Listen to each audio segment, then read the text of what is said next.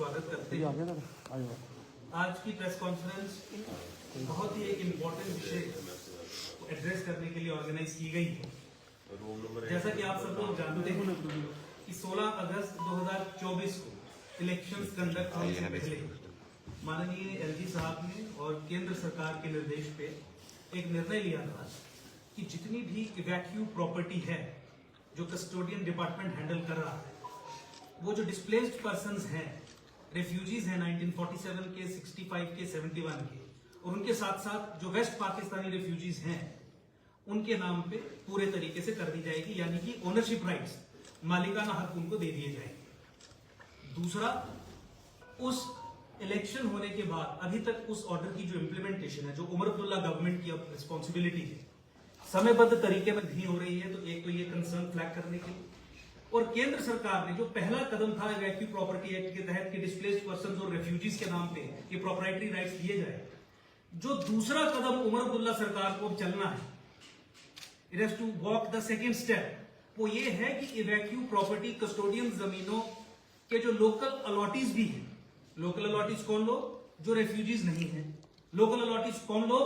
जो जम्मू खित्ते के, जम्मू प्रोविंस के ओवरवेलमिंगली लार्जली डोगरा कम्युनिटी है, उनको जो अलॉट की गई है जमीनें, उनको भी इस ऑर्डर में इनकॉर्पोरेट करके उनके नाम पे कस्टोडियन जमीनों के मालिकाना हक रेगुलराइज करें, यानी प्रोप्राइटरी राइट्स उनको दें। मैं बताना चाहूंगा सब लोगों की जानकारी के लिए कि रेफ्यूजी कम्युनिटी को जो अलॉटमेंट्स हुई, उसके अलावा government order LB7, cabinet order 578C और एक 1971 का ऑर्डर नंबर 371 होता था, जिसके तहत पोजीशन के बेसिस पे कुछ तरीके की रेगुलराइजेशन होती थी लोकल अलॉटीज के फेवर में। और उसको अगर आप अग्रेरियन रिफॉर्म्स एक्ट के सेकंड शेड्यूल के साथ पढ़े तो वो भी हकदार थे प्रोप्राइटरी राइट्स के। उन जमीनों की प्रोप्राइटरी राइट्स लोकल अलॉटीज के नाम पे हो जाए, उसके लिए आज हम ये प्रेस कॉन्फ्रेंस कर रहे हैं। डिस्प्लेस्ड पर्संस के फेवर में जो ऑर्डर ऑलरेडी हो चुका है, उसे समयबद्ध तरीके में इंप्लीमेंट किया जाए, उसके लिए आज की प्रेस कॉन्फ्रेंस आयोजित की गई है।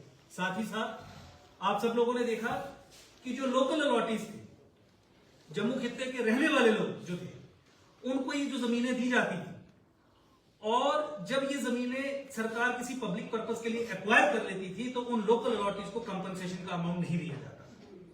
लीगल रेजीम जो है, अगर आप कानून की सही जानकारी रखते हैं तो उसमें कैटेगोरिक था, चाहे वो लैंड एक्विजिशन एक्ट से संबंधित रूल्स हो, चाहे वो अग्रेरियन रिफॉर्म्स एक्ट हो, चाहे वो 1965 की गिरदावरी के आधार पे 371 ऑर्डर नंबर की जो लीगल रेजीम हो, मैं उसमें डिटेल में नहीं, ज्यादा कॉम्प्लेक्स हो जाएगा। लेकिन लोकल अलॉटीज भी एंटाइटल्ड थे कम से कम 80% कंपनसेशन के लिए, जो उनको नहीं दी जाती थी। तो ऐसे सब लोकल अलॉटीज जिनसे जमीनें ली गई हैं सरकार के द्वारा और जिन्हें कॉम्पनसेशन नहीं पे की गई है, उन लोगों को कॉम्पनसेशन भी दी जानी चाहिए। अब ये जो सेकंड स्टेप है, जम्मू कश्मीर यूटी में अब एक चुनी हुई सरकार है, उमर अब्दुल्ला डिपार्टमेंट को ओवरसी भी कर रहे हैं। मुख्यमंत्री की ये अब नैतिक रिस्पॉन्सिबिलिटी बनती है कि एक कदम केंद्र सरकार ने जो उठाया, उसी दिशा में दूसरा कदम भी उठाए, क्योंकि ये जम्मू खित्ते और जम्मू कश्मीर में वो सब लोग जो लोकल अलॉटीज की श्रेणी में आते हैं, उनके मौलिक कॉन्स्टिट्यूशनली गारंटेड राइट्स की हम बात कर रहे हैं।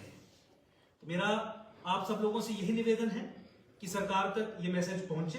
भाजपा की जो ऑफिशियल पोजीशन इस पे है वो हमने आर्टिकुलेट की, और साथ ही साथ कस्टोडियन डिपार्टमेंट जिसकी एग्जिस्टेंस ज्यादा खर्चीली है rather than the work it is doing, मतलब पूरा डिपार्टमेंट जो इस समय कार्य कर रहा है, वो कार्य करने के लिए जो तनख्वाह और सारा डिपार्टमेंट को चलाने का काम है, अगर वो उससे जो अर्न कर रहा है उसका खर्चा उससे ज्यादा है, तो किसी भी परिस्थिति में इस डिपार्टमेंट को आगे चलने का कोई औचित्य रहता नहीं। तो वी आर प्रपोजिंग क्योंकि प्रोप्राइटरी राइट्स कन्फर करने हैं, तो ये कस्टोडियन से कस्टोडियन जनरल की जो लीगल रेजीम है, इसे खत्म किया जाए।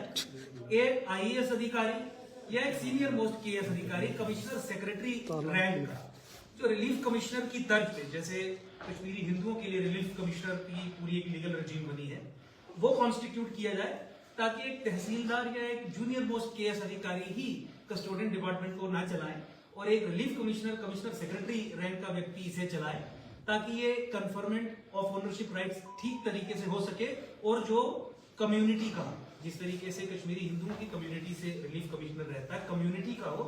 ये आज हम सरकार को ये संदेश यहां से देना चाहते हैं लोगों के अधिकारों के लिए, कस्टोडियन जमीन के मालिकाना हक डिस्प्लेस्ड पर्संस के फेवर में समयबद्ध तरीके में किए जाए और लोकल अलॉटीज के फेवर में तत्काल प्रभाव से एक आदेश जारी किया जाए। 2,56,846 2,56,846 आइडेंटिफाइड इवैक्यू प्रॉपर्टीज है जो कस्टोडियन डिपार्टमेंट ओवरसी कर। इन सभी प्रॉपर्टीज का, ये एग्रीकल्चरल नेचर की है, ये कमर्शियल नेचर की है, ये रेजिडेंशियल नेचर की है, ये मिक्स्ड नेचर की है, दूसरे तरीके की भी है, कुछ सरकारी डिपार्टमेंट्स के पास भी है, सब की सब रेगुलराइज की जानी चाहिए। और इसके पीछे जो एक वैचारिक दृष्टिकोण से आप देखें तो मुझे बताइए कि 1947 में वो लोग जो टू नेशन थ्योरी को सपोर्ट करके पाकिस्तान के समर्थन में पाकिस्तान गए, उनके लिए आप प्रॉपर्टीज को कब तक यहाँ पे संभाल के रखेंगे और अपने नागरिकों को पीड़ित करेंगे? क्या उमर अब्दुल्ला सरकार का यह दायित्व नहीं है कि इस आदेश के क्रियान्वयन के लिए वो समयबद्ध तरीके में कार्य करे? क्या उमर अब्दुल्ला सरकार का यह दायित्व नहीं है कि जम्मू के लोकल अलॉटीज जिनके पास ये जमीनें हैं, जो एग्रीकल्चरिस्ट हैं, जो मार्जिनलाइज्ड सेक्शन से आते हैं, जो disadvantage sections of the society से आते हैं, जो पीड़ित वर्गों से आते हैं, उनके नाम पे भी रेगुलराइजेशन के लिए ऑर्डर निकाले? तो ये टेस्ट है। जो लोग सशक्तिकरण की बात करते हैं, लैंड रिफॉर्म्स के दृष्टिकोण से देखें तो डिसएडवांटेज सेक्शंस की एम्पावरमेंट की बात करते हैं, आज उनके सामने मौका है कि कीजिए आदेश और आप इन सब लोगों को प्रोप्राइटरी राइट्स, मालिकाना हक कस्टोडियन जमीनों के दीजिए, समयबद्ध तरीके में दीजिए, तब आप कहीं जाके साबित कर पाएंगे। अदरवाइज जो शैम आपने लैंड रिफॉर्म्स के रूप में यहाँ पे किया था, उसके बारे में फिर किसी समय पे जो हमारे अधिकारी हैं आपकी पोल खोलेंगे, लेकिन कम से कम आप साबित कीजिए कि you can walk the talk. आप कहते हैं अगर एम्पावरमेंट के लिए, तो लोकल अलॉटीज के फेवर में कस्टोडियन जमीन के मालिकाना हक देना असल एम्पावरमेंट होगी। कस्टोडियन डिपार्टमेंट की एग्जिस्टेंस का कोई औचित्य नहीं रहता, उसे खत्म करना नेक्स्ट एक लॉजिकल स्टेप होगा। एक बड़ा अधिकारी यहाँ पे स्थापित करना जो कम्युनिटी में से ही हो, जो बेनिफिशियरी कम्युनिटी है, जो परसिक्यूटेड कम्युनिटी है, उसी कम्युनिटीज में से हो, क्योंकि रिलीफ कमिश्नर उसी तर्ज पे बनाया गया है। कश्मीरी हिंदुओं के दृष्टिकोण से अगर आप देखें, उसी तर्ज पे ये कीजिए तो फिर ये माना जाएगा।